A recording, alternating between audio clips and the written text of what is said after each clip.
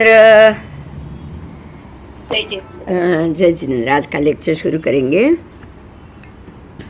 उद्देश्य 11वें उद्देश्य पे है। 12वें उद्देश्य तक शायद ये बुक में है।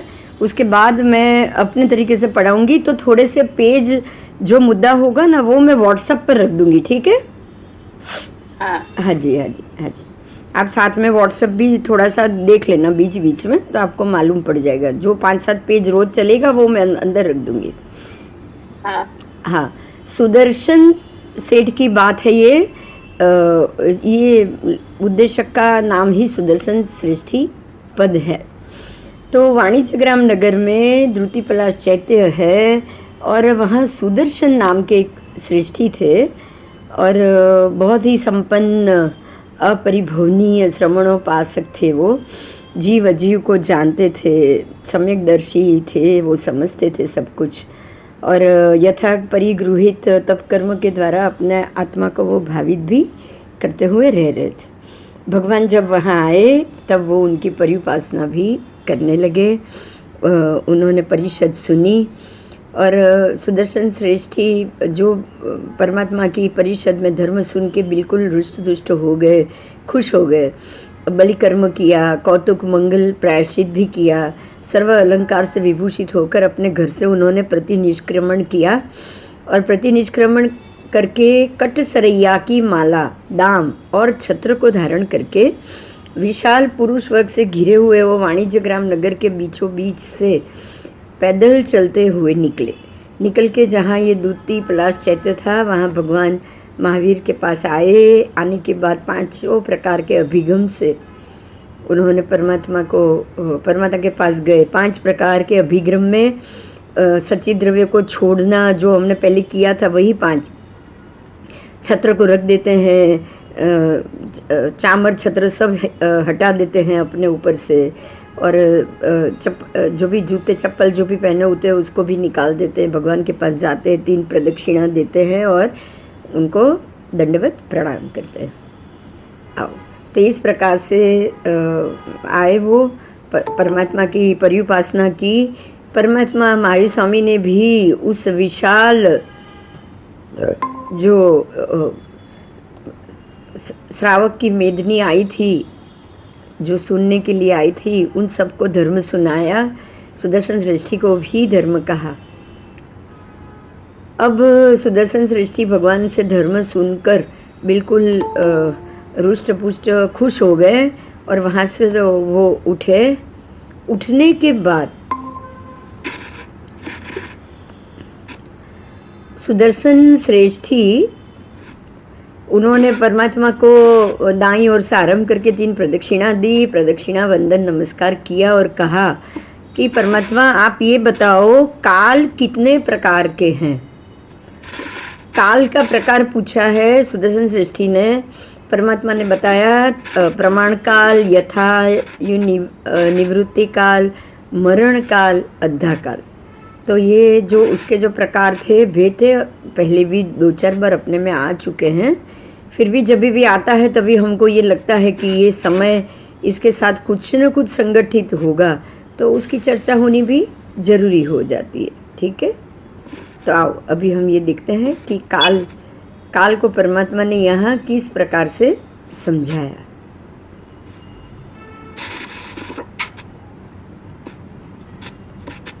आओ, काल 2 प्रकार से, प्रमाण काल उसके 2 प्रकार। एक है जैसे कि दिन प्रमाण काल, दूसरा है रात्रि प्रमाण काल। और अब 4 प्रहर का दिन और 4 प्रहर की रात्रि, तो दोनों प्रमाण काल, दिन प्रमाण काल में भी जाओगे तो 4 प्रहर मिलेगा, रात्रि प्रमाण काल में भी आप जाओगे तो 4 प्रहर ही मिलेगा। दिन अथवा रात्रि का प्रहर उत्कृष्ट 4.5 मुहूर्त। अब दिन छोटा रात बड़ी है तो होती है, तो हम सब जानते हैं कि कुछ समय में दिन बड़ा होता है, धीरे धीरे दिन और रात, तब रात छोटी होती है। अब धीरे धीरे जब दोनों बराबर हो जाते इक्वल, और धीरे धीरे वापस दिन छोटा और रात बड़ी हो जाती, फिर से वो समय जाता है, फिर से वो दिन दोनों इक्वल हो जाते हैं। तो ऐसे हर 3 महीने में आपको ये 2 बार साल में इक्वल हो जाएगा, 2 बार छोटा बड़ा का डिफरेंस पड़ जाएगा। तो जब भी कोई भी जो भी दिन बड़ा हो या रात बड़ी, दो में से जब भी वो बड़ा हो तो सबसे बड़ा समय है 4:30 मुहूर्त का 1 प्रहर।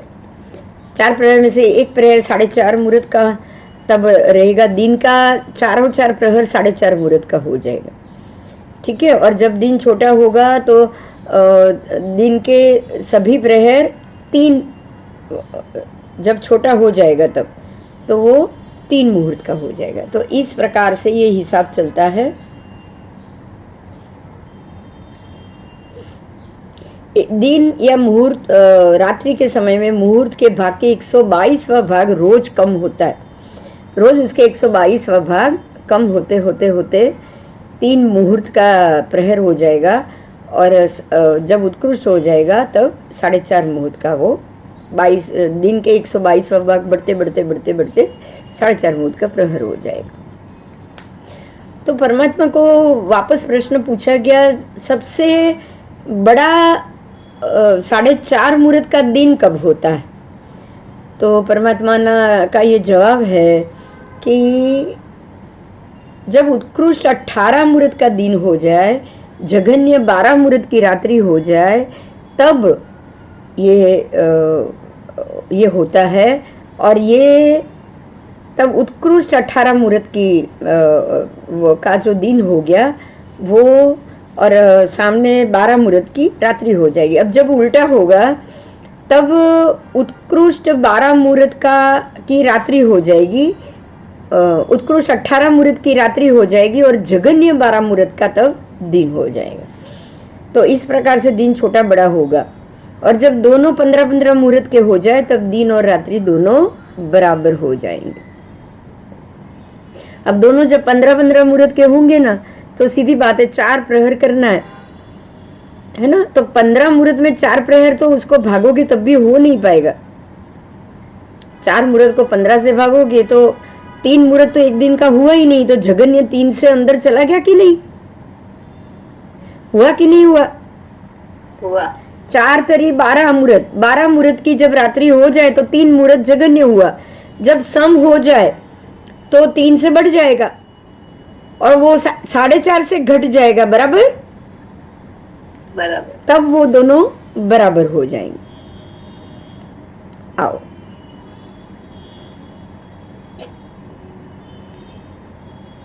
उत्कृष्ट 18 मुहूर्त का दिन कब होता है? अब ये समय कब आएगा? परमात्मा कह रहे हैं सुदर्शन आषाढ़ पूर्णिमा के दिन उत्कृष्ट 18 मुहूर्त का दिन होता है। देखो ये शास्त्र में बोला गया, ये तो परमात्मा का जवाब है। इसको तो हम कंफर्म मानना ही मानना है हमको। तो 18 मुहूर्त का दिन कब होगा? जब आषाढ़ी पूनम होगा तब। तो आषाढ़ी पूर्णिमा के दिन ही जब 18 मुहूर्त का दिन हो गया, मतलब ये उत्तरायण का एंड आ गया कि नहीं? हाँ। अब वहां से सूर्य वापस दक्षिणायन की ओर शुरू होगा। तो ये दक्षिणायन की ओर जब शुरू होता है तब सूर्य या पुष्य नक्षत्र में या पुनर्वसु नक्षत्र में होता है और तब आषाढ़ सुद पूनम आएगी, बराबर। हाँ, तब आषाढ़ी पूनम होगी। उस दिन चंद्र अभिजीत में होना चाहिए। कहाँ होना चाहिए?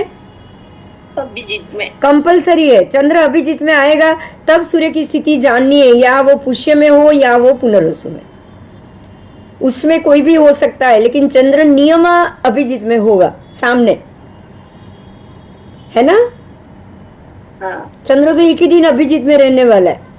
सूर्य अगर पुनर्वसु में है तो 20 दिन के लिए है, पुष्य में तो 13 दिन के लिए। तो देखना किसको पड़ेगा हमको? अभिजीत, चंद्र को। हाँ, चंद्र का अभिजीत के साथ संबंध देखना पड़ेगा। जैसे ही चंद्र अभिजीत में आया उसी 24 घंटे को ही हम दक्षिणायन प्रारंभ कहेंगे और यही उत्कृष्ट 18 मुहूर्त का दिन होगा, बराबर।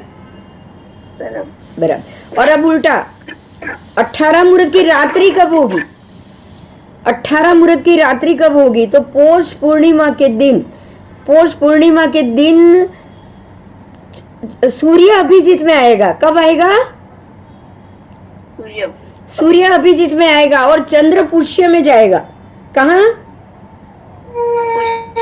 चंद्रपुष्य में जाएगा, वो भी सिर्फ 24 घंटे के लिए ही चंद्रपुष्य में जाता है।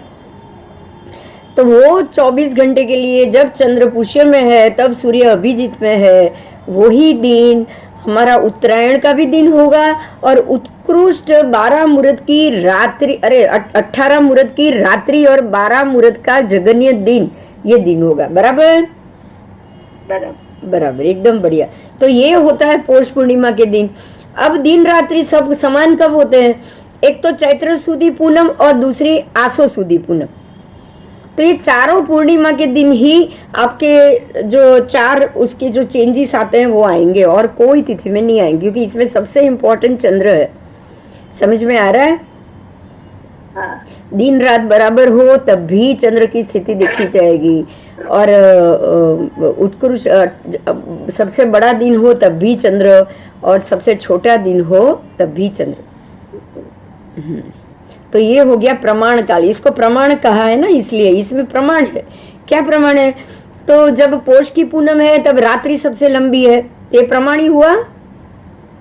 हाँ, अब जब आषाढ़ी पूनम है तब दिन सबसे लंबा है, जब चैत्री पूनम है दिन रात बराबर, जब आसो पूनम है दिन रात बराबर। तो ये प्रमाण ही हुआ ना पूनम से। तो हाँ, इसीलिए आओ, यथा निवृत्ति काल वो क्या है? ये प्रमाण काल हो गया। अब यथा निवृत्ति काल उसको क्या कहते हैं? तो नारकी, तिर्यंश, मनुष्य अथवा देव, ये चारों गति में जिसने जितना आयुष्य बांधा हो वो यथा आयु निवृत्ति काल कहा जाता है। इसको पूरा नाम हमको ये बोलना है, यथा आयु निवृत्ति काल।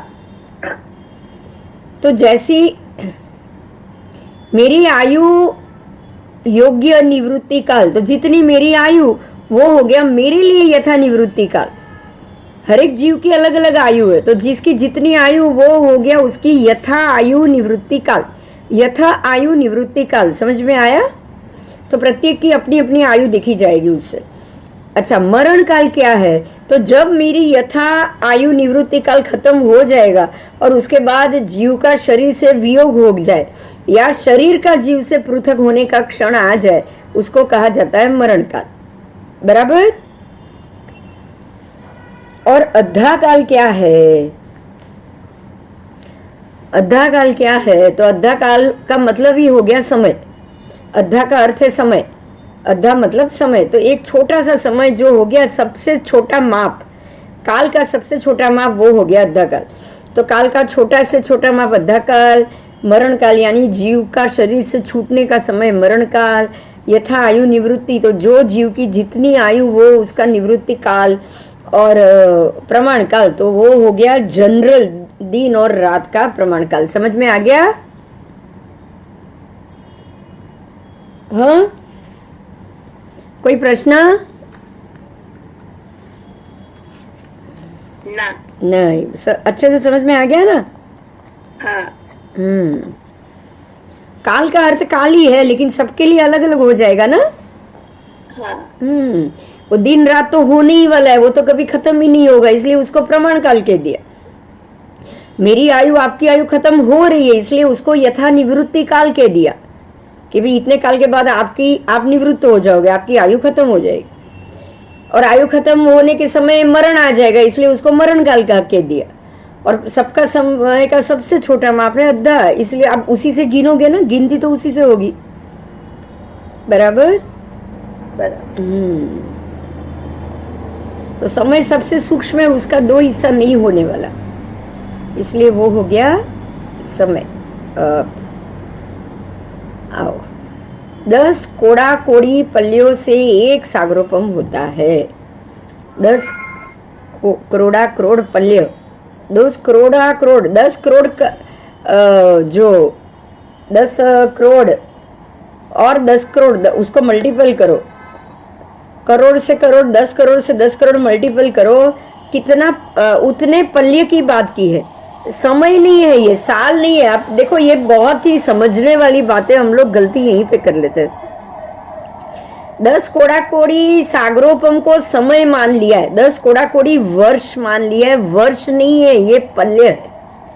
क्या है? पल्य। पल्य में से एक एक दिन में एक एक चीज निकालनी है, बराबर? बराबर। हाँ, ये पल्य है। 10 कोड़ा कोड़ी वो पल्य है, उसका एक सागरोपम। मतलब अब वो 10 कोड़ा कोड़ी पल्य जब आपके आपके पल्य इतने इतने दिन तक चलेगा, वो तो बात ही नहीं है ना। आप हर प्रहर में उसको अंदर से एक एक बालों के परिहार करते हो, राइट? राइट। प्रत्येक दिन में भी एक बार करोगे तो भी उसके उतने उतने उतने उतने दिन गिनने पड़ेंगे, ठीक है? तो हमको ये याद रखना है, 10 करोड़ा करोड़ पल्लियों से एक सागरोपम। 10 करोड़ा करोड़ वर्ष से नहीं है ना? हाँ।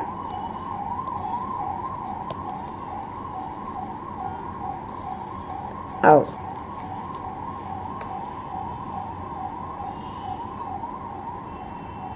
अब इन सब पल्योपम और सागरोपम के द्वारा नारकी, तिर्यंच, मनुष्य और देवों के आयुष्य का माप होता है। नारकी के कितने काल की स्थिति, तो वो तो सभी साती नारकियों में हमने देख लिया, जघन्य भी देख लिया, अजघन्य, अनुत्कृष्ट, उत्कृष्ट, 33 सागरोपम तक ये सब हमने देख लिया हुआ है। ये पल्योपम सागरोपम का क्षय अथवा उपचय होता है?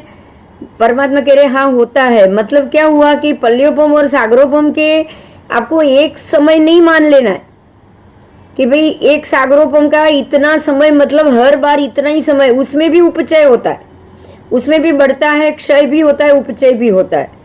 देखो इसमें बहुत सारी चीजें जानने को मिल रही। हर बार एक ही समय, एक ही सागरोपम, एक ही समय बराबर सागरोपम, ऐसा मानने की आवश्यकता नहीं है। समझ में आ रहा है? पल्योपम 20 कोड़ा कोड़ी सागरोपम और 20 कोड़ा कोड़ी सागरोपम का एक काल चक्र पर, ये 20 कोड़ा कोड़ी सागरोपम में प्रत्येक वर्ष का एक सरखा माप तो आएगा ही नहीं। अब जैसे हमारा अभी उत्सव पीढ़ी में ये काल चल रहा है, तो अभी कोई भी साल या सागरोपम का समय जो उत्कृष्ट है तब के सागरोपम बराबर होता नहीं है। प्रत्येक सागरोपम का एक नाप कभी नहीं होगा। समझ में आ रहा है? हाँ। इसीलिए इन पल्योपम सागरोपम का क्षय और उपचय दोनों होता है। और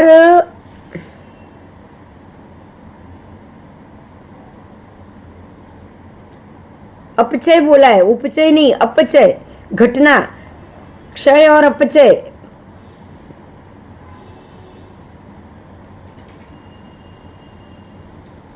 क्षय अथवा अपचय दोनों का मतलब घटना हुआ, बराबर? बराबर। उपचय का अर्थ बढ़ना हो गया। यहाँ तो घटने की बात की है, तो दोनों के समय में घटत होनी आवश्यक है और होगा ही होगा। आओ, उसके लिए ये किस अपेक्षा से कहा जा रहा है कि पल्योपम सागरोपम का क्षय अथवा उपचय होता है? किस घटना से? तो परमात्मा ने यहाँ एक बात बताई है, एक स्टोरी बताई है, कहानी जैसा बताया है। उसको हम सुनेंगे कि सुदर्शन ये बात सुनो। हस्तिनापुर नगर में सहस्त्र आम्रवन उद्यान था, और ये नगर में बल नाम का एक राजा था, ठीक है? और उसकी प्रभावती नाम की एक देवी थी। देवी के बिल्कुल बहुत सुंदर, सुकुमार, हाथ पैर वाली, मनुष्य संबंधी पंचविध काम भोगों का प्रत्यय अनुभव करती हुई वो विहरण कर रही थी। आओ, अब एक दिन प्रभावती देवी उस उत्तम वास गृह के भीतर, जो चित्रकर्म से युक्त और बाहर से धवलित था, उसका जो अनुपम वास गृह था उसकी बात है। कोमल पाषाणों से घिसे होने के कारण वो चिकट था। ऊपरी भाग विविध चित्रों से युक्त था, अधोभाग प्रकाश से दीप्तिमान था, और ये सब के कारण एक विशिष्ट जलते हुए लोबान की धूप से उठती हुई सुगंध और एक विशिष्ट प्रासाद में एक विशिष्ट शयनीय था। उस पर शरीर प्रमाण उपधान रखा हुआ था। शीर और पावों की जो शरीर प्रमाण उपधान रखे हुए थे, जिसके ऊपर दोनों ओर से उभरा हुआ और मध्य में नत और गंभीर था, गंगा तट की तालुका की भांति पांव रखते ही वो नीचे धस जाता था। लाल रंग की मसहरी से वो सुरम्य था। उसका स्पर्श चर्म, वस्त्र, कपास, बूर, वनस्पति और नवनीत के समान, माखन के समान वो मृदु था। ऐसे वो शयन उपचार से कलीन था, मतलब एक शयनीय था। उसकी यहाँ पे बखान किया हुआ है कि बिल्कुल माखन की तरह सॉफ्ट, ऐसा शयनीय, यानी कि सोने की पथारी, सोने के पलंग की बात की है, उसकी ये बात की है। और ऐसे में ऐसे जो शयन उपचार से कलित शयनीय पर अर्धरात्रि के समय में सुप्त जागृत, यानी कि अर्ध निंद्रा अवस्था, वो प्रभावती देवी अर्ध निंद्रा अवस्था में थी और वहाँ से उनको एक महासपन दिखाई दिया। वो सो रही थी, सोते सोते अर्ध जागृत, यानी कि ना सोई ना जागी। अगर संपूर्ण निंद्रा आ जाती है तो सपने नहीं आते, सपने अर्ध जागृत अवस्था में आते, जब आप आधे सोते हो आधे जाग रहे हो। तो ऐसी अवस्था में प्रभावती देवी ने कल्याण, शिव, धन्य, मंगल और श्री संपन्न महास्वप्न देखा। देखिए, यहाँ कोई कल्याणकारी कार्य होना हो, कोई कल्याणकारी पुत्र का जन्म होना हो, या कोई ऐसे जीव गर्भ में आना हो, तो ऐसे माता को एक स्वप्न जरूर आता है, और वो स्वप्न भी इस प्रकार से उदार, कल्याण, शिवकारी, कल्याणकारी और धन्य मंगल करने वाला संपन्न महास्वप्न होता है। बराबर? हाँ। अब वो उन्होंने ये सपना देखा। बिल्कुल रजत महाशैल वैताढ़े के समान अति शुक्ल, रमणीय और दर्शनीय स्वप्न देखा। उन्होंने बिल्कुल दर्शनीय, रमणीय, अति शुक्ल स्वप्न देखा है। उनका प्रकोष्ठ अप्रंकप और मनोज्ञ था।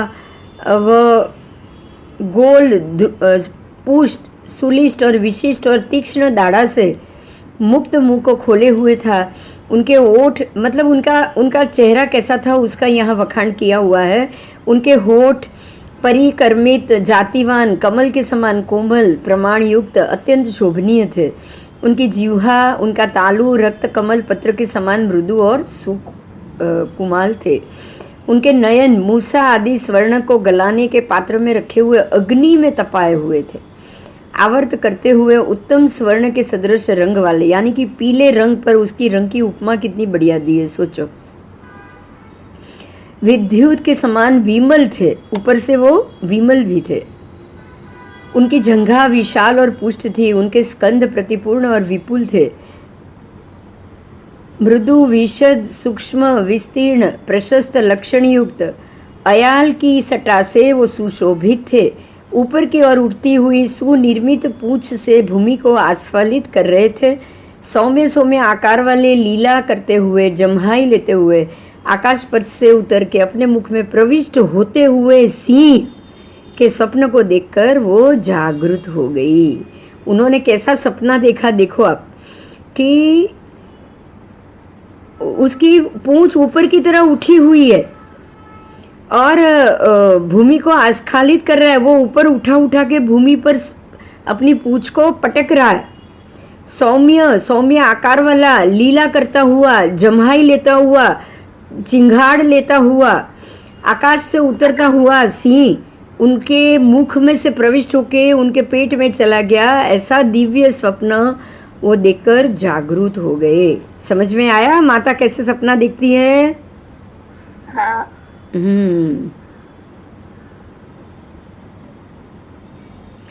जागृत होके बहुत खुश हो गई वो, हष्ट पुष्ट चित्त वाली हो गई, आनंदित नंदित प्रतिपूर्ण मन वाली हो गई, परम सौमनस्य से युक्त हर्ष से विकस्व हृदय वाली हो गई।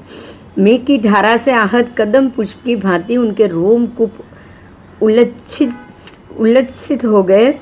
उन्होंने स्वप्न का अवग्रहण किया। अवग्रहण करके शयन से वो उठे। उन्होंने पूरा सपना याद किया। अवग्रहण मतलब ग्रहण किया, याद करके, क्योंकि आधे निद्रा में थे। उन्होंने पूरा याद किया और वो उठे। उठने के बाद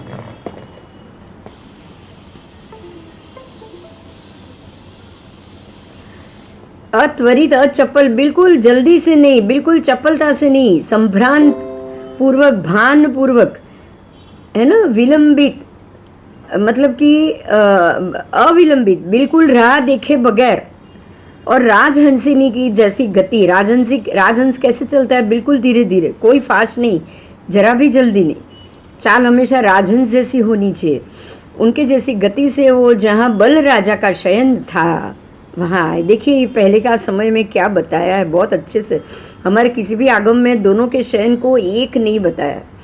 वैसे भी राजा को बहुत सारी रानियाँ होती है, और राजा अपने शयन खंड में राजा अकेला ही रहता है, उसको जो रानी के शयन खंड में जाना होता है वो रानी के शयन खंड में जाता है।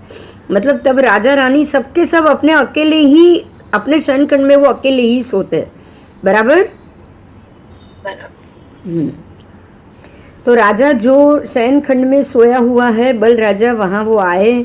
आने के बाद उन्होंने इष्ट, कांत, प्रिय, मनोज्ञ, मनोहर, उदार, कल्याण, शिव, धन्य, मंगलमय, श्री संपन्न, मृदु, मधुर और मंजूल भाषा में पुनः पुनः संलाप करते हुए राजा बल को जगाया।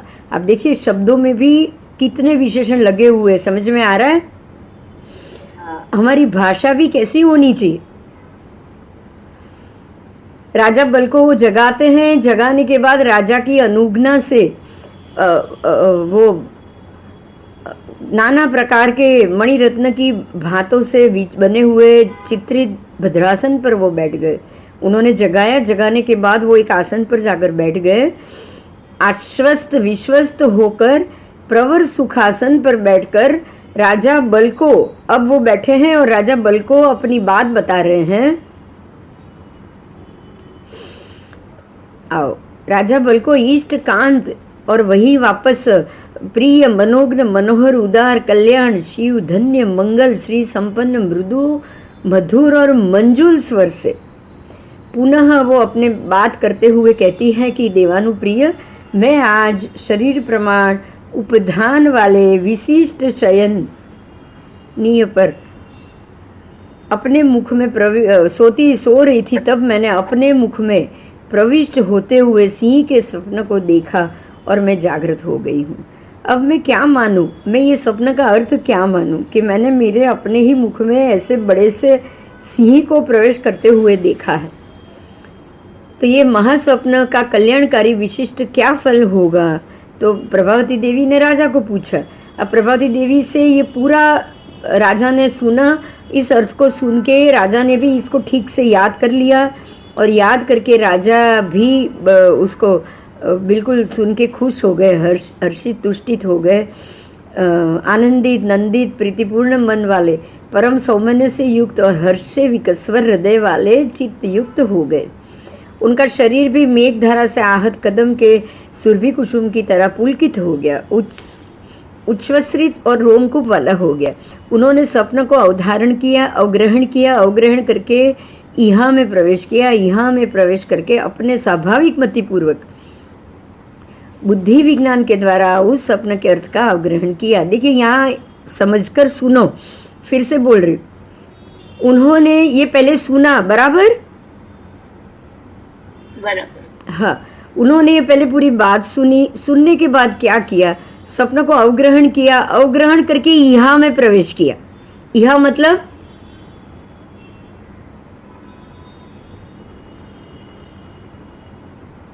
ये मति ज्ञान का भेद है, यह अपाय धारणा। याद आ रहा है किसी को?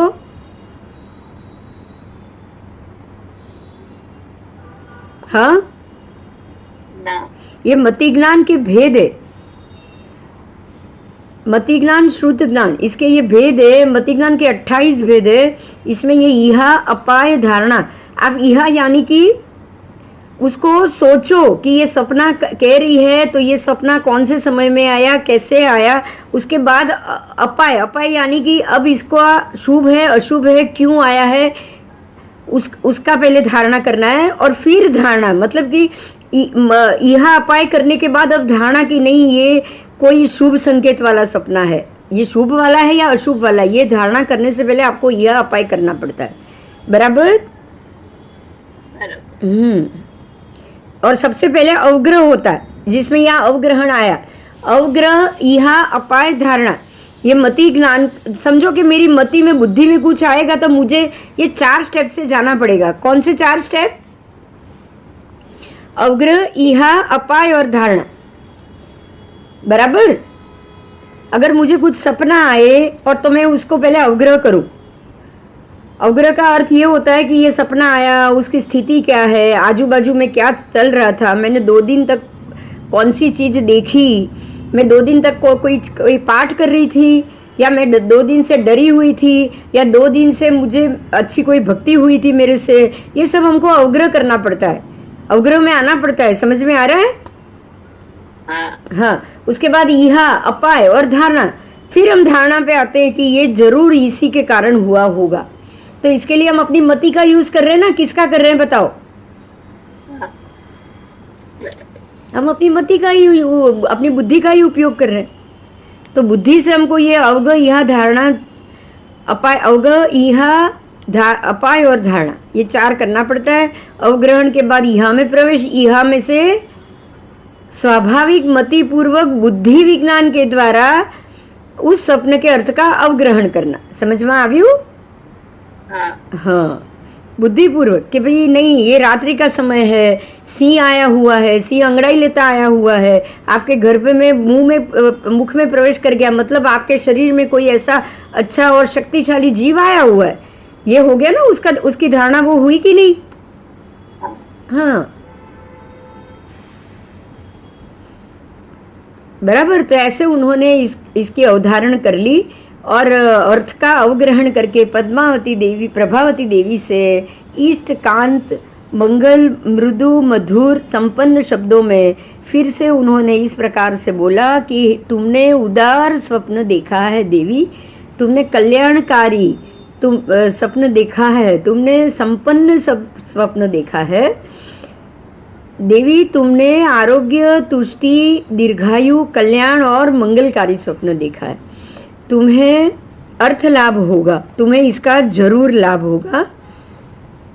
अर्थ लाभ का अर्थ पैसा नहीं होता है, बराबर। तुम्हें इसके अर्थ का लाभ होगा, तुम्हें भोग का भी लाभ होगा, तुम्हें देवानुप्रिय, तुम्हें पुत्र लाभ होगा, तुम्हें राज्य लाभ होगा, और तुम प्रति पूर्ण 9 मास के बाद 7.5 दिन रात व्यतिक्रांत होने पे एक बालक को जन्म दोगी, और ये बालक हमारे कुल की पताका, कुल दीप, कुल पर्वत, कुल अवतंस, कुल तिलक, कुल कीर्तिकर, कुल को आनंदित करने वाला, कुल के यश को बढ़ाने वाला, कुल का आधार, कुल का पादप, कुल को बढ़ाने वाला, सुकुमार हाथ पैर वाला, अक्षीण और प्रतिपूर्ण पंचेंद्रिय शरीर वाला है ना। ये सपना आया है इसलिए 32 लक्षण होगा कि नहीं बता? हाँ, तो वही 32 लक्षण और व्यंजन गुणों से उपेत, उससे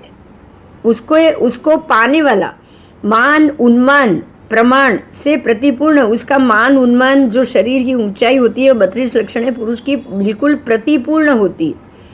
फिर सुजात यानी कि जातवान, सर्वांग सुंदर, संपूर्ण सुंदर, चंद्रमा के समान सौम्य आकार वाला, कांत, प्रिय दर्शन स्वरूप और देव कुमार के समान प्रभा वाला वो बालक को तुम जन्म दोगी। ये बालक बाल्य अवस्था को पार करके विघ्न और कला का पारगामी बनके यौवन को प्राप्त करके शूरवीर, विक्रांत, विपुल, विस्तीर्ण सेना वाहन युक्त, है ना, राजा का अधिपति,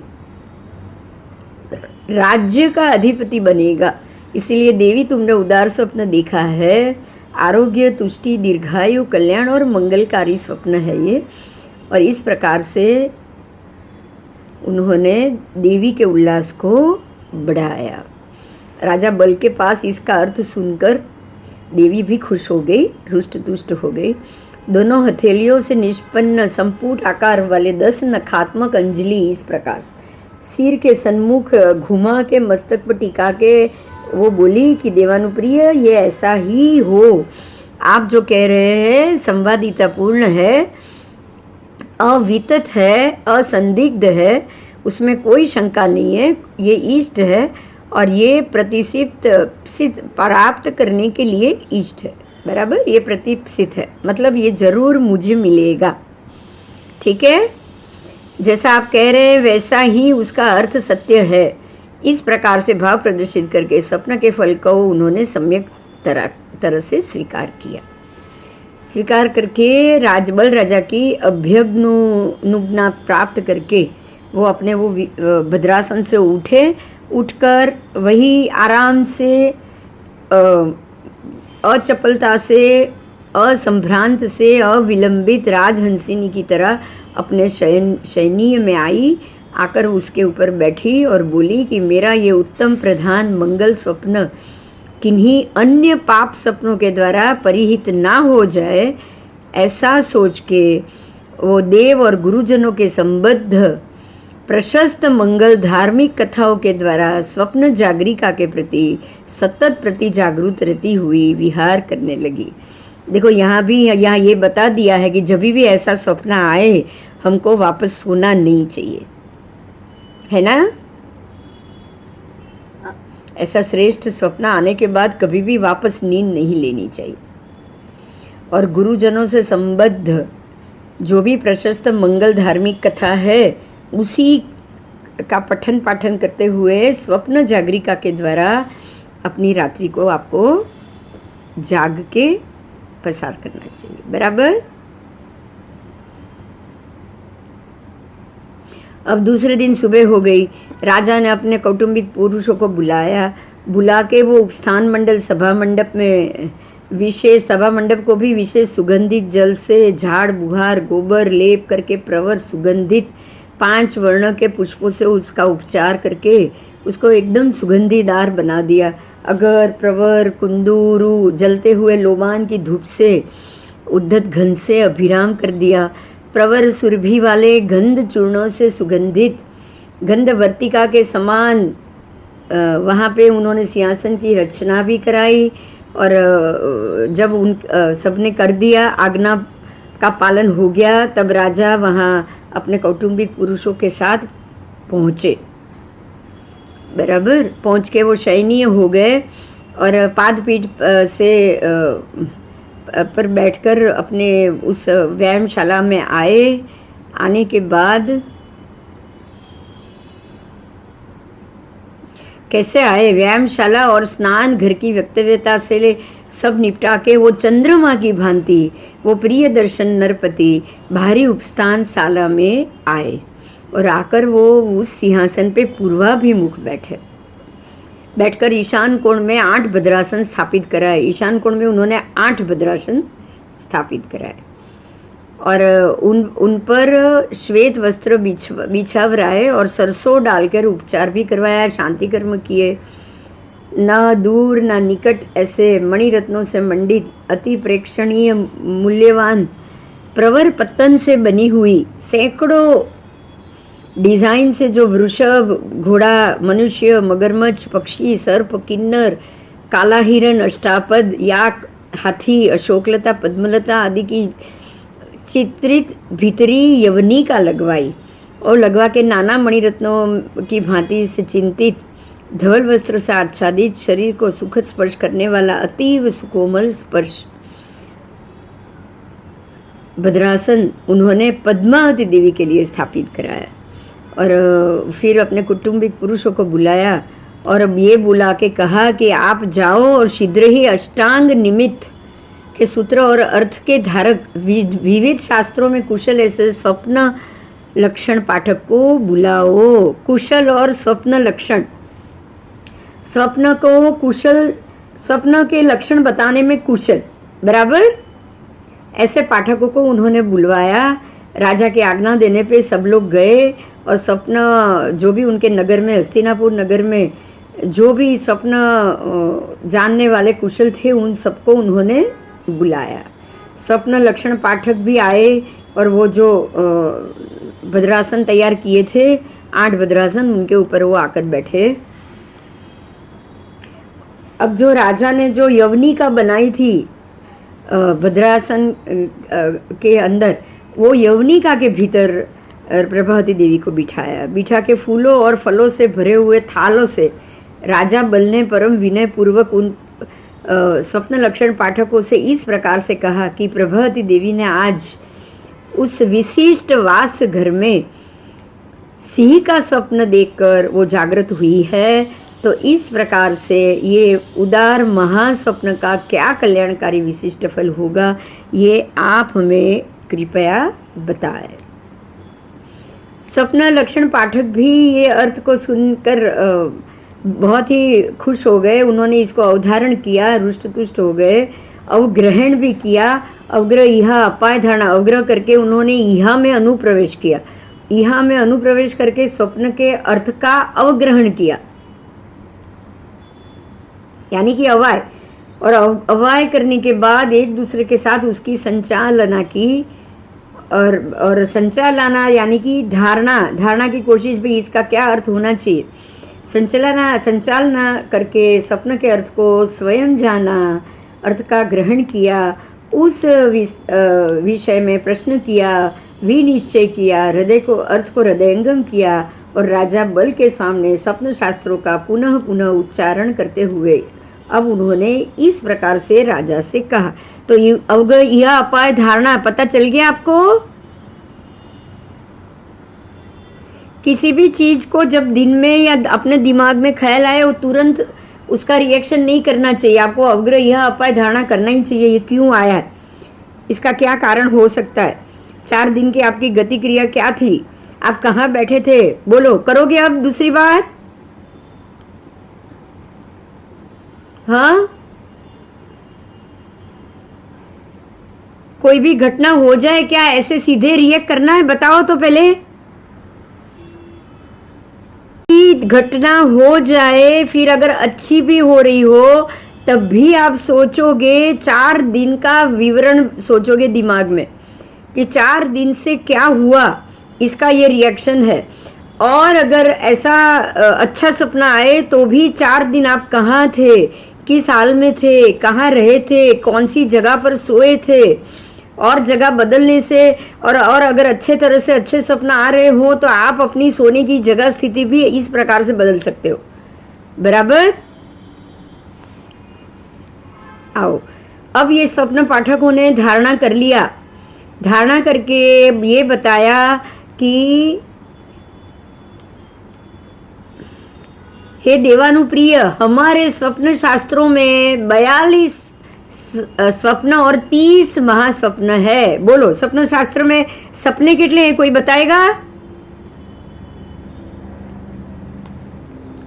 टोटल स्वप्न कितने आते हैं? 42 और 30 फिक्स है। 30 महास्वप्न होते हैं और 42 है वो नॉर्मल सपने।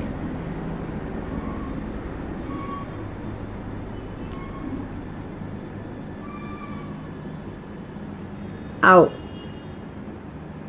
30 और 42 72 हो गए। बराबर।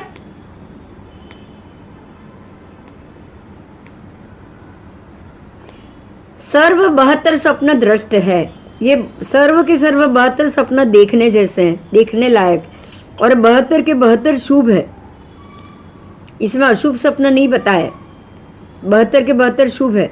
देवानुप्रिय, तीर्थंकर अथवा चक्रवर्ती की माता, तीर्थंकर अथवा चक्रवर्ती के गर्भ अवक्रांति, उनके गर्भ अवक्रांति, गर्भ में प्रवेश करने के समय इन 30 महास्वप्नों में से 14 महास्वप्न देखकर जागृत होती है। देखिए, 30 महास्वप्न की बात की है। ये 30 इसलिए उसको 30 बोला गया है कि वो 30 महास्वप्नों में से 14 महास्वप्न देखकर तीर्थंकर परमात्मा या चक्रवर्ती की माता उसमें से 14 देखकर जागृत होती है। कितने? 14। वो 14 स्वप्न क्या है? तो हाथी, फिर वृषभ, फिर सिंह, उसके बाद अभिषेक। अभिषेक का अर्थ हो गया लक्ष्मी जी। बराबर।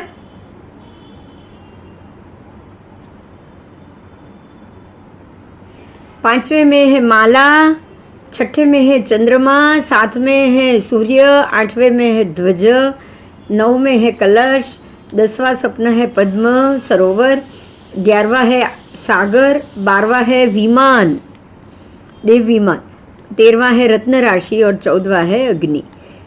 बराबर। और वासुदेव की माता, अगर कोई वासुदेव का जन्म होना हो तो उसकी माता वासुदेव के गर्भ अवक्रांति के समय इन 14 महासपनों में से कोई 7 महासपन देखकर जागेगी। बराबर। उनको 7 स्वप्न दिखाई देगा। उसके बाद है बलदेव। बलदेव की माता बलदेव के गर्भ अवक्रांति के समय इन 14 महासपनों में से कोई 4 महासपन देखकर जागेगी। कितने? 4।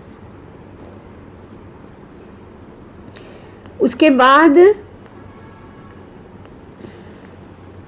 गर्भ क्रांति में मांडलिक राजा, अगर कोई मांडलिक राजा हो, जो छोटे से नगर का भी वो राजा होना हो उसको, तो उसकी माता भी गर्भ क्रांति के समय इन 14 महासपनों में से कोई 1 महासपन देखकर जागृत होती। मतलब समझ लीजिएगा, कोई अच्छा सा कुल दाई, कुल को बढ़ाने वाला, एक राजा के समान रहने वाला संतान अगर आपके गर्भ में आ रहा है तो आपको 14 में से 1 महास्वप्न भी आएगा ही आएगा। बराबर? हाँ, बराबर। आओ। तो हे देवानुप्रिय, प्रभावती देवी ने इन स्वप्नों में से 1 महास्वप्न देखा है और वो 1 महास्वप्न होकर जागृत हुई है। इसीलिए देवानुप्रिय प्रभावती देवी ने उदार स्वप्न देखा है। उदार, कल्याणकारी, शिवकारी, मतलब ये शुभ है ना, इसलिए। और ऐसा स्वप्न देखने के कारण प्रभावती देवी ने आरोग्य, तुष्टि, दीर्घायु, कल्याण और मंगलकारी स्वप्न देखने के कारण वो एक मांडलिक राजा जैसे पुत्र को अवश्य जन्म देगी। उनको अर्थ लाभ होगा, भोग लाभ होगा, पुत्र लाभ होगा और राज्य लाभ होगा। तो इस प्रकार से देवानुप्रिय प्रभावती देवी प्रतिपूर्ण 9 मास और 7.5 दिन व्यतिक्रांत होने पे तुम्हारे कुल केतु, तुम्हारे देव कुमार, ऐसे समान प्रभा वाले पुत्र को वो जन्म देगी। ये बालक अपनी बाल्यावस्था को पार करके विघ्न कला में पारगामी बन के यौवन को प्राप्त करेगा। शूरवीर, विक्रांत, विपुल, विस्तीर्ण सेना वाहन युक्त होगा, राज्य का अधिपति राजा होगा और भावित आत्मा अथवा भावित आत्मा अणगार होगा। देखिए, या तो वो राजा का राजा होगा, अधिपति राजा होगा, नहीं तो वो भावित आत्मा अणगार होगा। अथवा इसीलिए देवानुप्रिय, हमारा मत प्रामाणिक है। प्रभावती देवी ने उदार स्वप्न देखा है और वो आरोग्य, तुष्टि, दीर्घायु, कल्याणकारी और मंगलमय था, इसलिए वो जरूर एक राजा जैसे पुत्र को जन्म देगी। इस प्रकार से राजा ने भी स्वप्न लक्षण पाठकों से अर्थ सुना, उनका अवधारण करके वो खुश हुए। दोनों हथेलियों से निष्पुष आकार वाली 10 नखात्मक अंजलि को सिर पर घुमाकर मस्तक पर टिकाया और वो बोले कि देवानुप्रिय, बस आप जो कह रहे हैं वैसा ही हो। ये संवादितापूर्ण है, योग्य है, अवितत है, ये असंदिग्ध है, ये इष्ट है, प्रतीप्सित है। ठीक है, इष्ट प्रतीप्सित है। जैसा आप कह रहे हो ऐसा भाव प्रदर्शित करके उन्होंने स्वप्न पाठकों के इस फल को सम्यक प्रकार से स्वीकार किया और स्वप्न लक्षण पाठकों का विपुल अशन, पान, खाद्य, स्वाध्य, पुष्प, वस्त्र, ग्रह, माल्यांक, अलंकार, उससे उनका सत्कार भी किया, सम्मान किया। सत्कार सम्मान करके जीवन निर्वाह के योग्य विपुल प्रीतिदान दिया। प्रीतिदान देकर प्रतिविसर्जित किया। प्रतिविसर्जित करके उनको वो अपने सिंहासन से उठे। प्रभावती देवी थी, वहाँ आए और आकर प्रभावती देवी को भी उन्होंने मधुर और मृदु संपन्न शब्दों द्वारा फिर से कहा कि स्वप्न शास्त्रों में जो 42 स्वप्न और 30 महास्वप्न, टोटल 72 स्वप्न बताए गए हैं, उनमें से जो तीर्थंकर अथवा चक्रवर्ती की माता उनमें से अपने गर्भ अवक्रांति के समय, प्रवेश के समय इन 30 महास्वप्नों में से जो 14 स्वप्न देखकर जागती है और मांडलिक राजा एक स्वप्न, तो अब आप तो एक स्वप्न देखकर महास्वप्न से जागे हो, तुमने एक महास्वप्न देखा है, इसलिए तुम ऐसे राज्य के अधिपति या भावित आत्मा अणगार पुत्र को जरूर जन्म देगी। बराबर।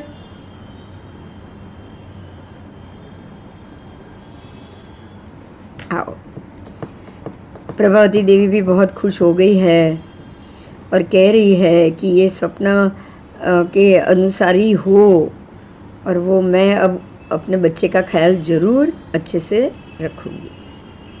उसके बाद प्रभावती देवी ने स्नान किया, बलि कर्म किया, शरीर को सर्व अलंकार से विभूषित किया, और बिल्कुल गर्भ के लिए ना अति शीत, ना उष्ण, ना तीखा, ना कड़वा, ना कशैला, ना खट्टा, ना मधुर, प्रत्येक ऋतु में सुख और मनोहर सुखकर भोजन आच्छादन गंध माले का सेवन करती रही। वो आहार हित मित पथ्य और गर्भ का पोषण करने वाला आहार लेती रही।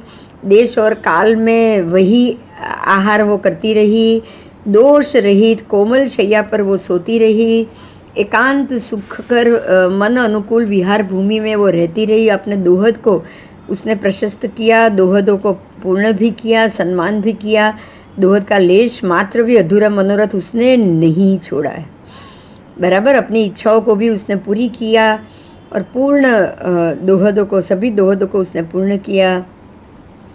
रोग शोक मोह भय परित्रास से वो मुक्त होकर उसने गर्भ का सुखपूर्वक वहन किया, और 9 मास 7.5 रात के बाद उसने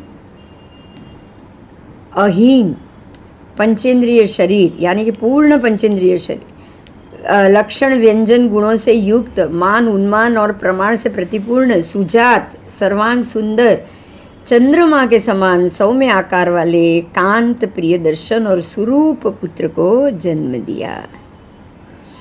ऐसे पुत्र को जन्म दिया है प्रभावती ने। ये जान के प्रभावती देवी की जो अंग प्रतिचारिका है वो राजा बल के पास आई और उसने राजा को विजय के द्वारा वर्धापित किया और ये शुभ समाचार दिया कि देवी ने प्रतिपूर्ण मास होने पर स्वरूप पुत्र को जन्म दिया है।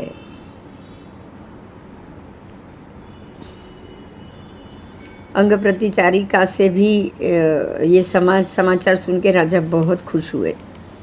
उन्होंने आनंदित होकर अपनी प्रतिचारिकाओं को मुकुट छोड़ के धारण किए हुए सारे आभूषण दे दिए और देकर वो श्वेत रजतमय विमल जल से भरी हुई झारी को उन्होंने ग्रहण किया। वो झारी ग्रहण करके अंग प्रतिचारिकाओं के मस्तिष्क को प्रक्षालित किया। वो जो आई थी ना उसके ऊपर वो जैसे हम बोलते हैं ना सुगंधीदार अत्तर छांटना, ऐसी बात है। उसने ऐसा प्रक्षालित किया, प्रक्षालित करके उसको दासत्व से मुक्त कर दिया। देखो इससे क्या होता है, ऐसे झारी से अगर राजा किसी दासी या दास को वो झारी में से पानी लेके राजा खुद उसको प्रक्षापित करता है ना, उसका अर्थ ये हो गया कि आज से वो दासत्व से मुक्त है। समझ में आ रहा है? ये मैंने पहली बार जाना। आपको पता था? नॉर्मली दास और दासी राजा के ऊपर डालते हैं, बराबर? हाँ, नॉर्मली ऐसा होता है ना। શું નાખે રાજા ઉપર? નોર્મલી આપણે ક્યાંય જઈએ તો પેલા બધા બહાર ગેટ ઉપર નથી ઉભા રહેતા, તમારા ઉપર ગુલાબ જળ છાંટે। तो नॉर्मली ये आपके सर्वेंट हो गए, आपको राजा मान के कर रहे हैं ना वो। मतलब वो उनको ही खड़े रखते हैं ना ऐसा करने वाले। जो कोई सेठ है वो तो खड़ा रहता नहीं ऐसा। नहीं। हाँ, तो जब किसी दास और दासी को दासत्व से मुक्त करना हो तो राजा खुद उनके ऊपर अत्तर छांटता है। अच्छा। हाँ, देखो ये जानने को मिला आज। राजा ने जैसी वो दासी ने आके समाचार दिया कि भाई आपको पुत्र उत्पन्न हुआ है और हम देवानुप्रिय को प्रिय निवेदन करते हैं, आपका प्रिय हो, बस वो आपका प्रिय हो। बराबर? आपको ऐसे આપણે આવતું નથી આવું। हाँ हाँ, तो ये अर्थ सुना राजा ने उसको अपने सारे मुकुट छोड़ के सारे आभूषण तो दे दिए, लेकिन वो झाड़ी में से वो जो अत्तर वाला पानी था वो लेकर उन्होंने परिचारिका के मस्तक पर प्रक्षालित किया और उसको दासत्व से प्रक्षालित करके, दासत्व से मुक्त करके जीवन निर्वाह योग्य विपुल प्रीतिदान दिया। बराबर, ऐसा समाचार तूने दिया है तो मैं तुझे आज दासत्व से मुक्त कर रहा हूँ। उसका सत्कार सम्मान किया, सब किया, पैसा दिया, ऊपर से धन के जा, अभी तो खुश होके अपने घर पे रहे। કેટલી સારી વાત છે નહીં?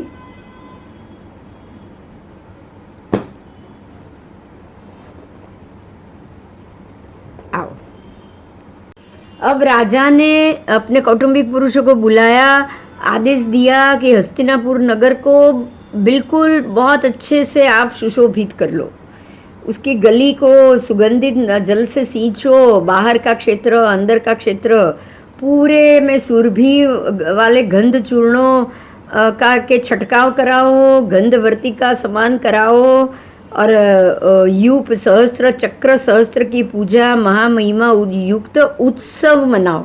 ऐसा उत्सव करो क्योंकि पुत्र जन्म हुआ है। ठीक है, तो सब लोग इस प्रकार से उत्सव करने में लग गए। राजा आए, राजा स्नान घर में आए, पुत्र जन्म का स्नान करके वो निष्क्रमण करके पुत्र 10 दिन के लिए कुल मर्यादा के अनुरूप पुत्र जन्म महोत्सव उन्होंने मनाया। 10 दिन तक भूमि का कर्षण नहीं किया, क्रय विक्रय का निषेध किया, कोई काम धंधा कुछ नहीं, बस आप उत्सव मनाओ। कारण देने और मापने की प्रणाली भी स्थगित कर दी। सुभट प्रजा के घर में प्रवेश ना करे, मतलब कोई भी सैनिकों को प्रजा के घर में नहीं जाना है, सब बंद कर दिया कारभार। राजदंड से प्राप्त द्रव्य और कुदंड अपराधी आदि से प्राप्त दंड द्रव्य भी नहीं लेना है। ये 12 दिन जब ये जो महोत्सव होता है ना, तब कोई दंड नहीं लेना है। किसी की फांसी हो तो उसको रोक दिया जाए, किसी को कुदंड अपराध यानी कि वही फांसी की बात, उसको रोक दिया गया, माफ़ी कर दी गई। ऋण धारण करने वाले को ऋण मुक्त कर दिया गया कि भाई जिनका देवा बाकी है उसको ऋण मुक्त करो। गणिका आदि के द्वारा प्रवर नाटक आदि किए गए और अनेक ताल बजाने वाले अनुचरण करते रहे। नगर में सतत ढोल नगाड़े मृदंग बजते रहे। अम्लान पुष्प मालाएं बांधी जाए, मतलब रोज रोज नए नए तोरण हार बांधे जाए। इस प्रकार से प्रमुदित और खुशियों से झूमते हुए नागरिक और जनपदवासी ने पुत्र जन्म महोत्सव में सहभाग किया। 10 दिन तक दशान्हिक महोत्सव कहा जाता है। उसको क्या कहा जाता है? अष्टान्हिका, ये दशान्हिका, इसको बोला जाता है दशान्हिका महोत्सव। 10 दिन चलेगा। तो सैकड़ों हजारों लाखों द्रव्यों से याग कार्य कराए, दान और भाग दिया दिलवाया। सैकड़ों हजारों लाखों लोगों से उपहार को ग्रहण भी किया, स्वीकार भी किया, स्वीकार करवाया भी। और वीरण करते हुए ये समय जा रहा है। बालक के माता पिता ने पहले दिन कुल मर्यादा के अनुरूप महोत्सव मनाया। तीसरे दिन सूर्य चंद्र के दर्शन कराए। देखो, बालक को तीसरे दिन सूर्य चंद्र का दर्शन कराना होता है। छठे दिन जागरण करना होता है।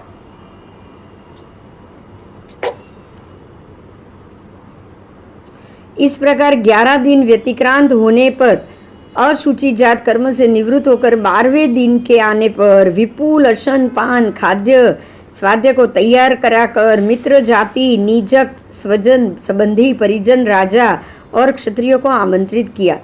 आमंत्रित करने के पश्चात स्नान किया, सत्कार सम्मान किया। मित्र ज्ञाति निजक स्वजन संबंधी परिजन राजा और क्षत्रियों के सामने पितामह प्रपितामह प्रप्रपितामह और बहु पुरुषों की परंपरा से रूढ़ कुल अनुरूप कुल सदृश कुल संतान के संतंतु का संवर्धन करने वाला इस प्रकार का गुण युक्त गुण निष्पन्न नामकरण किया गया। देखिए, इसने बाद 12 दिन बाद नामकरण हो रहा है।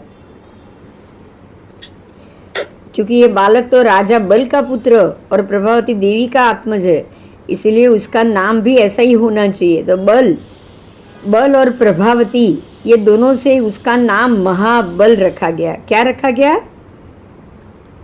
महाबल। महाबल। बालक महाबल को 5 धाय माता थी। कितनी थी बोलो? 5 धाव माता। उससे परिगृहित क्षीर धातु इस प्रकार दृढ़ प्रतिज्ञ की भांति यहाँ बात बताई है। निर्वात व्याघात रहित स्थान में सुख पूर्वक ये बच्चा बालक महाबल बढ़ने लगा।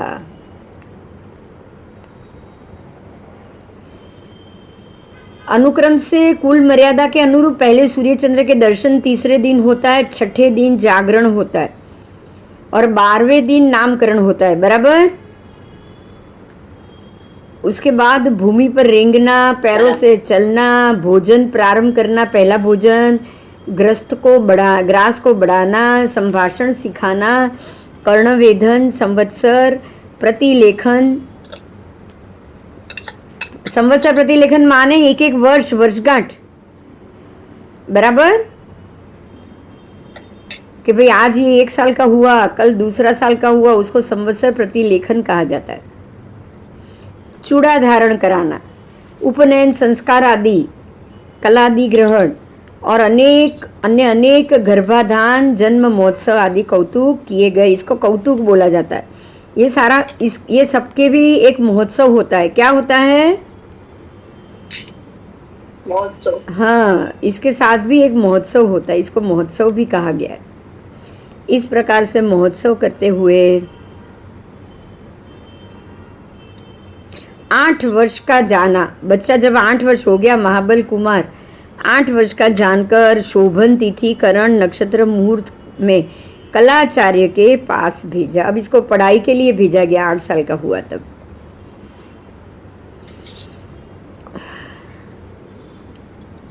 अब महाबल कुमार बाल्यावस्था को पार करके भोग के उपभोग में समर्थ हो गए हैं। ये जानकर माता पिता ने 8 प्रसाद बनाए, प्रासाद अवतंसक बनाए, 8 महल बनवाए, अत्यंत ऊंचे, हंसते हुए श्वेत प्रभा पटल की भांति श्वेत वेदिका संयुक्त ऐसे प्रसाद 8 बनाए गए हैं। उसके बहुमध्य भाग में अब ये महल का वर्णन आ रहा है।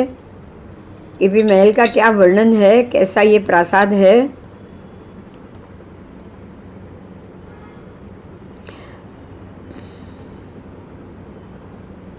उसके बहुमध्य भाग में एक महान भवन बनवाया।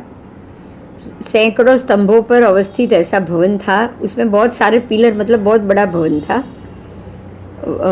भांति वर्ण प्रेक्षाधर मंडप सब थे उसके अंदर। और महाबल कुमार ने किसी समय शोभन तिथि करण दिवस नक्षत्र और मुहूर्त 5 से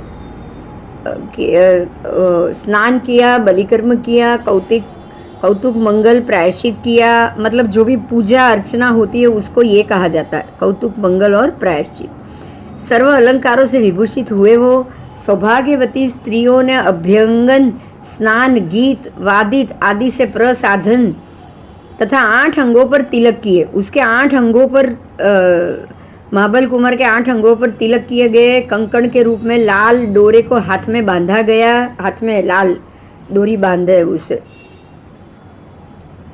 दधि अक्षत आदि मंगल एवं मंगल गीत आशीर्वाद रूप में गाए। प्रवर, कौतुक और मंगल उपचार के रूप में शांति कर्म आदि उपनयन किए गए।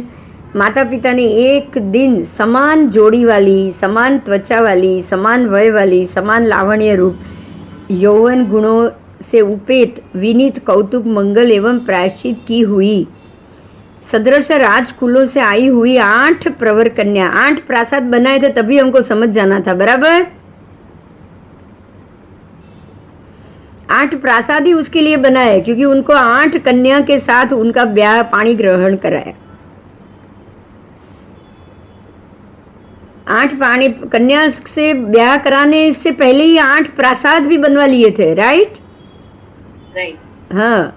और बीच में बड़ा महल, 8 प्रसाद 8 तरफ दिशा में, 8 दिशा में 8 प्रसाद और बीच में महल। बीच में महाबल कुमार का भवन और आठों दिशा में 8 कन्या का, राजकन्या का, और उसी 8 राजकन्या से पानी ग्रहण करवाए। सोचो पहले के जमाने में क्या प्लानिंग होती थी, ये सोचो, है ना। हाँ, बहू को घर में लाने से पहले ये प्लान होता था।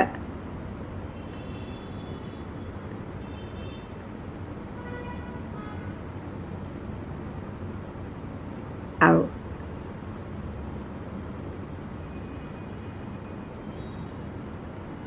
अब पाणी ग्रहण हो चुका है। 8 करोड़ कोटि हिरण्य, 8 कोटि सुवर्ण, 8 कोटि मुकुटों में प्रवर ऐसे 8 मुकुट, 8 कुंडल युगल, 8 हार, अर्ध हारों में प्रवर ऐसे 8 हार, एकावली में प्रवर ऐसे 8 हार, 8 मुक्तावली, 8 कनकावली, 8 रत्नावली, कड़ों की 8 जोड़ी, 8 બાજુબંધ કી જોડી, 8 આવું બી દક્ષા, આવું આપણે જ્યારે વહુનું પલ્લું કરવું હોય ત્યારે કેટલી મજા આવે.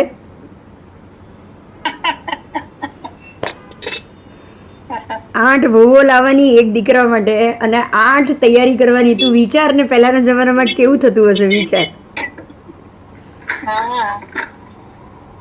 અને એ રાજાઓના ત્યાં તો કેવું હશે. હા, તો 8 मुक्तावली, 8 कनकावली, इस प्रकार से 8 रत्नावली, 8 टसर युगल, 8 प्रवर क्षोम युगल वस्त्र, 8 टसर युगल वस्त्र. टसर यानी रेशम. હા, આપણે બોલીએ ને ટસર સિલ્ક, એની વાત છે.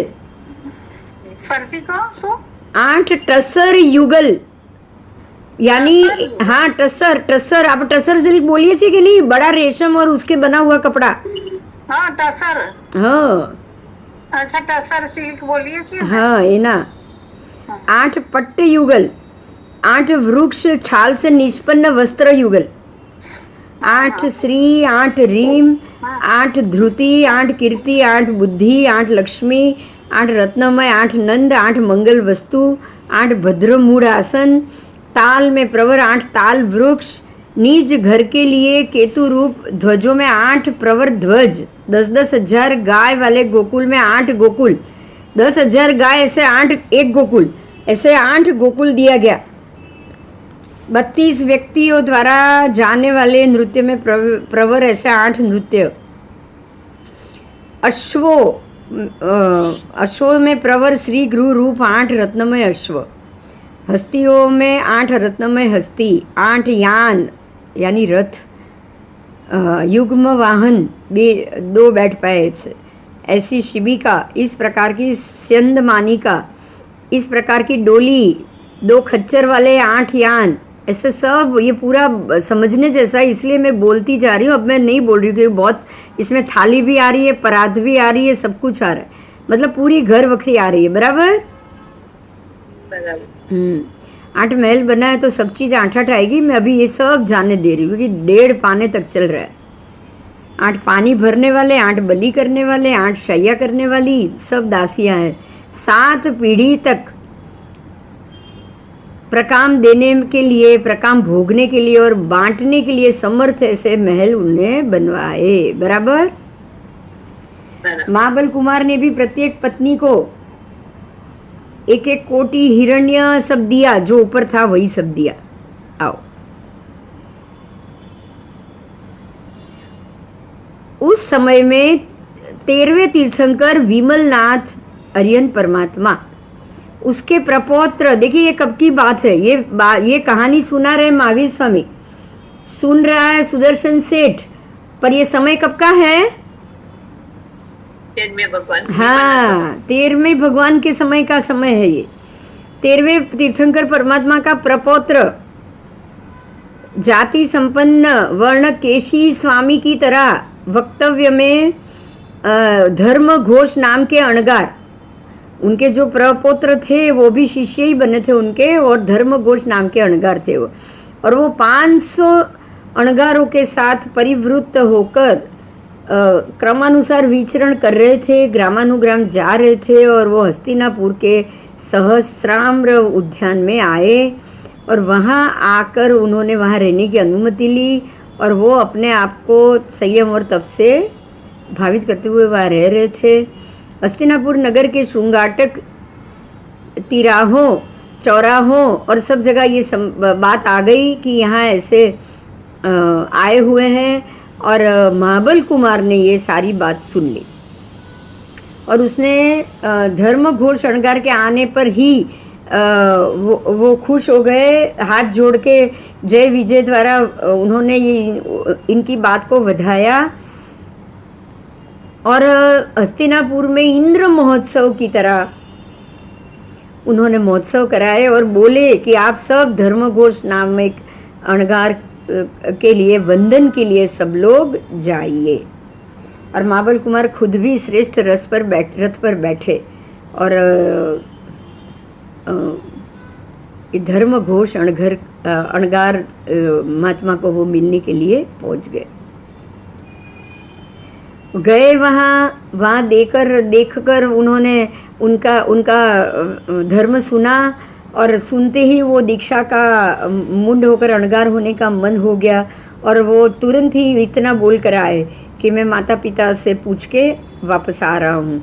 और उसी प्रकार से वो वापस घर आए और घर आकर माता पिता को बताया कि भी मैं तो दीक्षा लेना चाहता हूँ।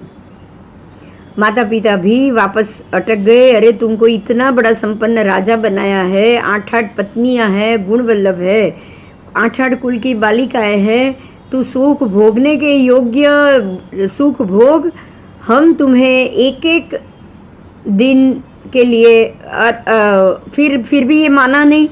तो राजा माता पिता ने एक ही बात बताई कि हम तुम्हें एक एक दिन के लिए राज्य श्री से संपन्न राजा देखना चाहते हैं। तुम 8 पत्नियों के साथ 8 दिन के लिए राजा बनकर रहो। समझ में आया क्या हुआ? माता पिता ने क्या बोला?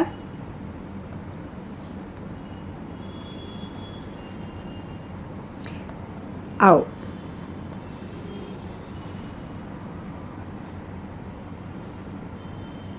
धर्म घोष अणगार इस प्रकार से 8 दिन तक माता और पिता के कहने के कारण वो मौन रहकर 8 दिन तक उन्होंने इस प्रकार से राज्याभिषेक किया और 8 पत्नियों के साथ 8 दिन के लिए राजा बनकर रहे। फिर 9वें ही दिन वो अपने महल से निकल के कौटुंबिक पुरुषों को बुला के वहाँ से निकल गए और जाकर उन्होंने ये जो धर्म घोष अणगार थे वहाँ आकर उन्होंने दीक्षा ले ली। अब वो महाबल अणगार बन गए। क्या बन गए? महाबल अणगार।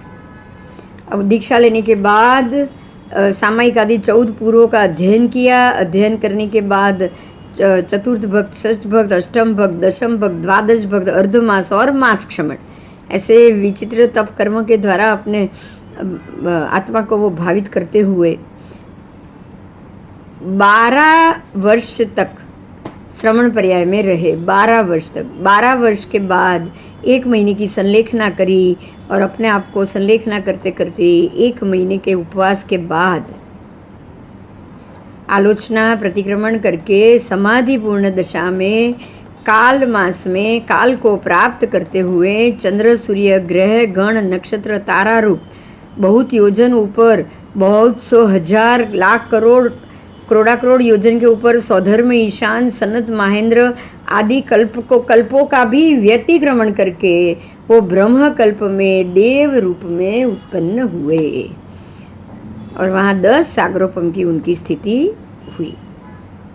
बराबर बोलो, समझ में આવ્યું? हाँ। अब वहाँ 10 सागरोपम की स्थिति भोगने के बाद हे सुदर्शन, तुम उस ब्रह्मलोक कल्प से विहार करके अपना आयु पूर्ण करके, देवलोक का आयु पूर्ण करके आयु क्षय, भव क्षय, स्थिति क्षय करते हुए अनंतर उस देवलोक से चवित होकर इस वाणिज्य ग्राम नगर में देव श्रेष्ठी कुल में पुत्र के रूप में उत्पन्न हुए हो। જો હવે આ સમજવા જેવી વાત છે, અહીંયા એકદમ ધ્યાનથી સાંભળજો। અહીંયા કેટલા વર્ષનું આયુષ્ય છે આપણને અહીંયા એક બહુ સરસ દાખલો મળે છે. 10 સાગરોપમ કેટલું આવ્યું છે? 10 સાગરો. અને એ 10 સાગરોપમ ધ્યાનથી સાંભળો. અહીંયા નીચે 13મા ભગવાનથી 24મા ભગવાન સુધીનો સમય.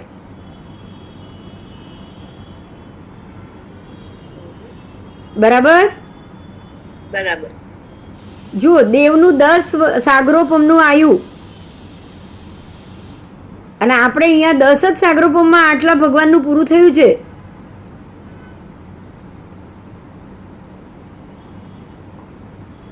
સમજાયું? હા.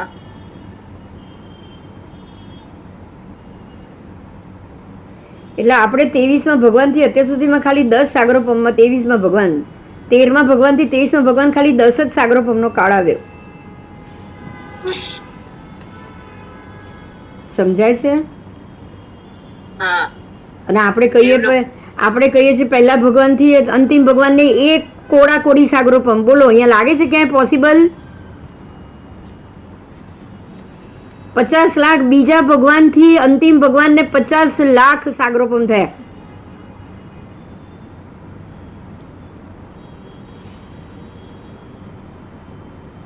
સમજાય છે?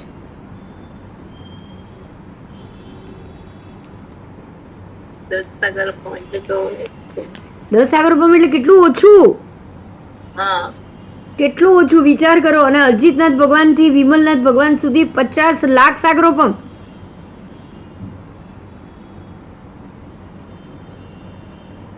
એટલે ઉત્કૃષ્ટ આયુષ્ય. એટલે એટલો બધો સમય તો હોય જ નહીં ને. કહેવાનો અર્થ એ છે.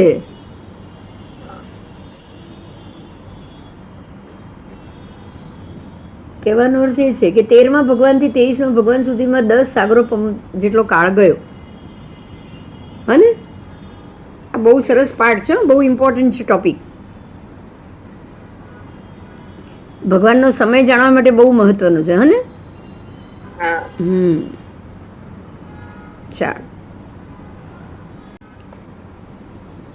तो सुदर्शन सेठ वही वहाँ से महाबल कुमार दीक्षा लेने के बाद अनशन करके ब्रह्मदेवलोक में उत्पन्न हुए और वहाँ 10 सागरोपम की स्थिति पूरी करके वो अभी सुदर्शन सेठ के रूप में श्रेष्ठी कुल के पुत्र के रूप में उनका जन्म हुआ है. तो सुदर्शन, तुमने बाल्यावस्था को पार किया. अब भगवान कह रहे हैं भाई तुम तो पिछले जन्म में तुम महाबल थे, तुमने दीक्षा ली है, तुम एक राजा के पुत्र थे, तुमने दीक्षा ली थी और तुमने अनशन करके तुम देवलोक में गए थे और वहाँ से अब तुम सुदर्शन बने हो. सुदर्शन, तुमने बाल्यावस्था को पार करके विघ्न और कला के पारगामी बनकर यौवन को प्राप्त भी किया और स्थवीरों के पास केवली प्रज्ञप्त धर्म को भी सुना. वही धर्म इच्छित प्रतिप्सित अभिरुचित है. सुदर्शन, ये अच्छा है जो तुम अभी कर रहे हो. इस अपेक्षा से ये कहा जा रहा है कि इन पल्योपम सागरोपम का क्षय अपचय होता है. देखो, खाली इससे कहा गया है कि इस अपेक्षा से कि इन पल्योपम सागरोपम का क्षय और अपचय होता है. સમજમાં આવ્યું? આમાં ક્ષય અને અપચય કઈ રીતે આવ્યો?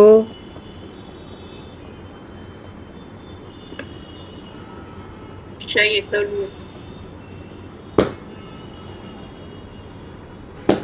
પલ્યપમ સાગરપમનો ક્ષય અને અપચય બહુ મહત્વનો મુદ્દો નીકળ્યો. હા, તો નહીં? હા, 12 સુધી ક્ષય. બહુ ઇમ્પોર્ટન્ટ મુદ્દો નીકળ્યો. एक 2 मिनट आपो, હવે હું થોડો મોબાઈલ બદલવો પડશે. हाँ, सबसे इम्पोर्टेंट तो ये होगा कि अब इससे हमको समय मिलेगा.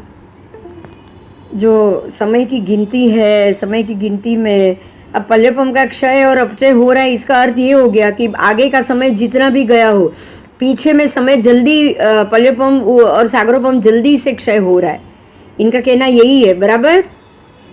इनका कहना ही यही है कि 13वें भगवान से लेके 24वें भगवान तक पल्यपम और सागरपम का क्षय अपचय होता है. पहले की अपेक्षा यहाँ क्षय और अपचय हुआ